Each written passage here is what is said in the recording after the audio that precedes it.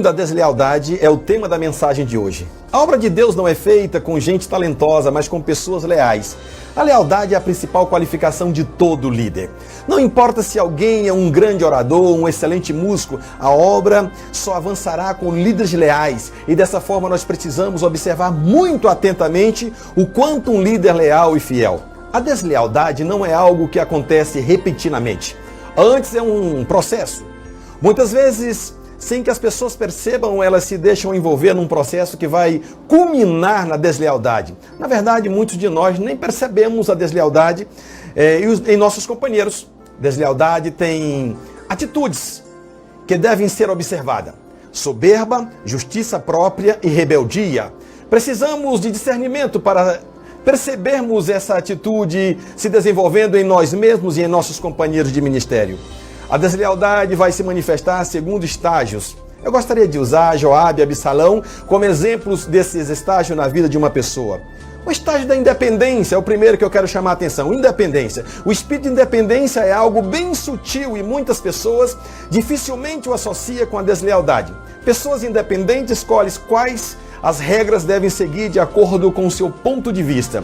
Ela obedece apenas algumas instruções, apenas aquelas que considera importante. Na maior parte das vezes, não há nada demais em ser independente e autônomos, mas se você é parte de um grupo ou de uma organização, a independência se torna um sinal de deslealdade. Em 2 Samuel 3, do 20 ao 39, nós temos o primeiro exemplo de independência de Joabe. Lemos que Joabe, o general de Davi, apenas fazia o que queria fazer. Ele era parte do ministério de Davi e de sua equipe, mas ele era independente. O primeiro exemplo da independência de Joabe foi a morte de Abner. Davi decidiu fazer as pazes com Abner, que foi general de Saul, mas Joabe, agindo independente, decidiu matá-lo. Pessoas assim são perigosas. Joabe poderia ter desencadeado uma guerra civil em Israel. Infelizmente, nós temos muitas pessoas assim na igreja. São pessoas que não seguem uma visão, uma direção, mas sempre desejam fazer as coisas do seu próprio modo. Essas pessoas são potencialmente desleais. Essas pessoas são perigosas e quando pessoas resolvem agir assim, em algum momento elas se levantarão o calcanhar contra a liderança. O segundo exemplo da independência de Joabe está em 2 Samuel 18, do 5 ao 15. Davi dera ordens explícitas para não matar Absalão, seu filho, mas Joabe simplesmente fez o que achava melhor. Pessoas independentes fazem o que querem. Fazer independente da orientação que tinha vindo de cima. Normalmente pessoas independentes não vão embora, elas ficam conosco, mas fazem apenas aquilo que querem e como querem. Esse certamente é um nível de deslealdade. Alguns nem mesmo percebem a atitude de independência como deslealdade. Para elas é um tipo de autonomia, mas a verdade é que tais pessoas cairão na deslealdade. Devemos sermos cuidadosos para advertir tais irmãos, mas se eles permanecerem com uma atitude de independência, não devem ser colocados em posição de liderança na igreja. Muito cuidado com isso. O terceiro exemplo da independência de Joabe está em 2 Samuel 12, do 26 ao 29. Joabe havia conquistado a cidade, mas mandou avisar Davi que viesse e se envolvesse na batalha, senão ele próprio seria aclamado como rei da cidade. Olha o que diz o versículo: ora pelejou Joabe contra Rabá dos amonitas e tomou a cidade real. Então mandou Joabe mensageiros a Davi e disse: pelejei contra Rabá e já tomei a cidade das águas. Ajunta, pois, agora o resto do povo, acampa contra a cidade e toma para que eu não a tome, seja o nome aclamado sobre ela. Então Davi ajuntou todo o povo e marchou para Rabá, pelejou contra ela e a tomou. É isso que diz a palavra. O que Joabe estava dizendo, em outras palavras, era: eu não vou fazer todo o trabalho difícil sozinho para você receber a glória. Pessoas independentes normalmente se acham fundamentais na obra e sempre gostam de enfatizar aquilo que fazem. O estágio da decepção, o segundo estágio da deslealdade é a decepção. Nós poderíamos também chamar de estágio de ofensa ou de mágoa. A decepção é o resultado da ofensa ou mágoa. Quando nós sentimos feridos por nossos líderes, nós podemos dar lugar para a deslealdade. Nesse tempo, muitos hão de escandalizar, trair e odiar uns aos outros, está escrito em Mateus 24:10. Ficar ofendido não é um direito nosso. Na verdade, ficar ofendido é algo muito grave e de muitas consequências. Quem se ofende se enche de justiça própria, é por causa disso traem e são desleais. Quando você se sente ofendido, você se acha no direito de ser desleal. O espírito de ofensa sempre abre portas para o espírito de traição. Quem não supera suas feridas se tornam desleais onde quer que vão. As maiores perdas na história da igreja acontecem porque alguém ficou ofendido. Absalão foi alguém que se tornou desleal e a deslealdade entrou em sua vida pela porta da ofensa. Absalão ficou profundamente magoado quando a sua irmã Tamar foi violentada pelo seu irmão Amnon. Depois ele ficou ainda mais magoado porque o seu pai Davi não fez coisa alguma. Davi ficou apenas zangado. Mas ele deveria ter feito mais que isso, sabe? Ele, baseado em Levítico 20:17, a penalidade para o incesto era a morte. Davi, sendo o rei, deveria cumprir ali o Pentateuco, sabe, a lei de Moisés. Se um homem tomar a sua irmã, o que está escrito, filha de seu pai ou filha de sua mãe, e vir a nudez dela, e ela vira dele, torpeza é, portanto, será eliminados na presença dos filhos do seu povo. Descobriu a nudez de sua irmã, levará sobre si a iniquidade. Levíticos 20:17. Davi realmente errou, mas o erro de Davi foi um teste para Absalão.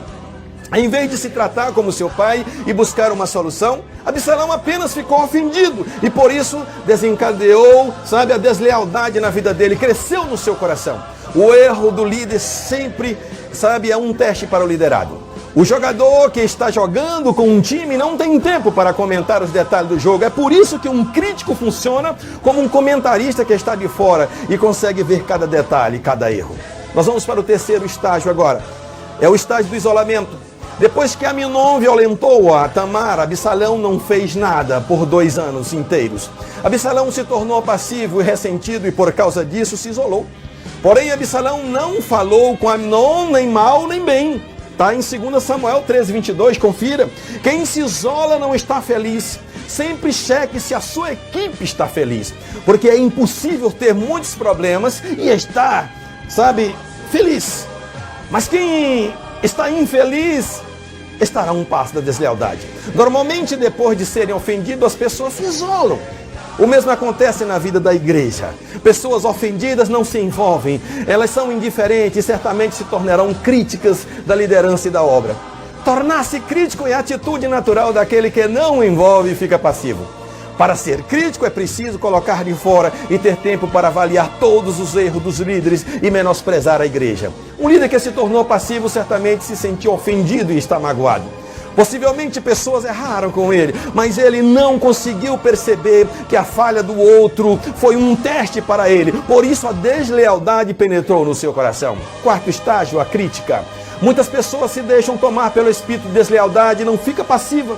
Indefinidamente, ela em algum momento se levantará com críticas. Esse é o estágio de observar e ampliar as falhas da igreja. O que essas pessoas não percebem é que tudo depende da perspectiva de como olhamos as coisas. O valor de algo depende do olhar que você olha para ela. Se você olha para uma coisa com olhos críticos, você verá apenas imperfeições e defeitos. Mas se você olha com olhos de amor, verá algo bom e terá paciência e esperança de mudança. Absalão também começou a ver falha no estilo de liderança do Davi.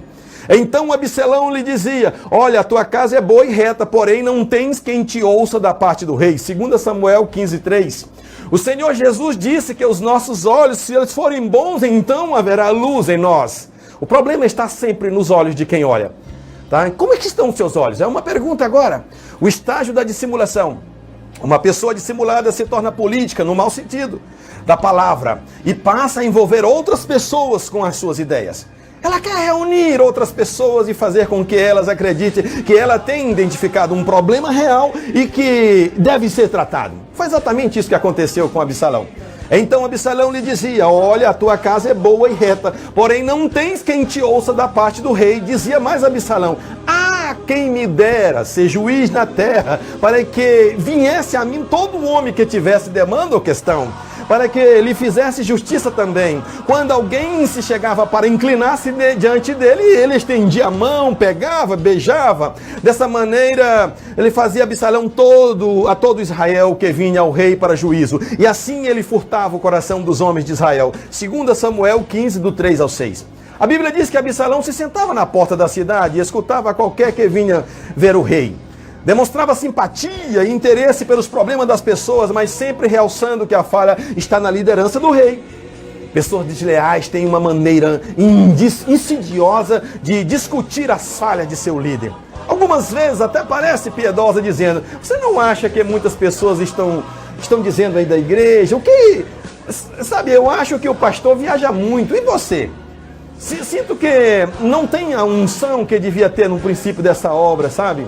Pessoas que chegam nesse nível de deslealdade normalmente tentam abordar o líder, mas sempre com atitudes erradas. As frases prediletas delas são: todo mundo está dizendo isso, aquilo. Ouvi alguém dizer, alguém falou comigo, mas pediu para que eu não revelasse o seu nome. Eu estou falando em nome de muitos da igreja que não têm coragem de se manifestar, mas que estão descontentes. Uma pessoa que chega nesse estágio de espírito absalônico, nós vamos dar esse nome, precisa ser removida da liderança imediatamente. Quero passar para o 6º passo agora, o estágio do engano. Eu creio que as pessoas que se rebelam estão debaixo da influência de um espírito de engano.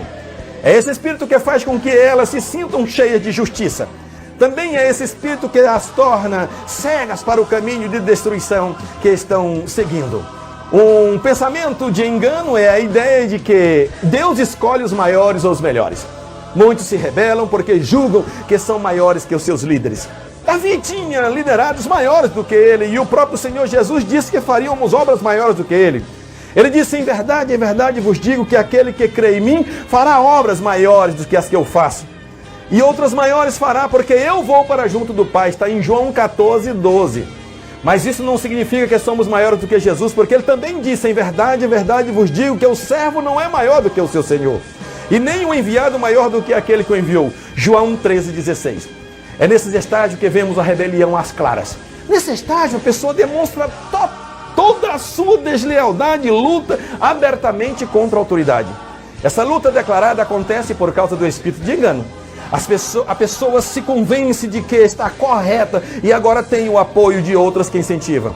Nos estágios anteriores a rebelião estava presente, mas agora ela se manifestou visivelmente. Vamos para o 7º estágio e último estágio da morte. O fim de todo rebelde é sempre a morte. Alguns morrem espiritualmente e ministerialmente, outros perdem mesmo, sabe? Eles podem vir mesmo a morrer fisicamente. Porque a rebelião é como o pecado de feitiçaria, e a obstinação é como a idolatria. E um culto de ídolos do lar está em 1 Samuel 15:23. A punição bíblica para a bruxaria é morte. Olha o que está dizendo em Êxodo 22:18. A feitiçaria não deixarás viver. Deus não tolera rebelião de nenhum tipo. Não se envolva em qualquer tipo de rebelião. Algumas pessoas simplesmente se deixam levar pelas palavras de gente rebelde. Peça ao Senhor discernimento, sabe? Peça ao Senhor discernimento. De Jerusalém foram com Absalão 200 homens convidados, porém iam na sua simplicidade, porque nada sabia daquele negócio. 2 Samuel 15:11. Ou seja, acompanharam porque não sabia. Se as pessoas soubessem claramente que estão se envolvendo, eu creio que elas rejeitariam a rebelião. O resultado da rebelião é a morte. Se você é rebelde, escute esse conselho agora. Deus irá te substituir por outra pessoa mais digna que você.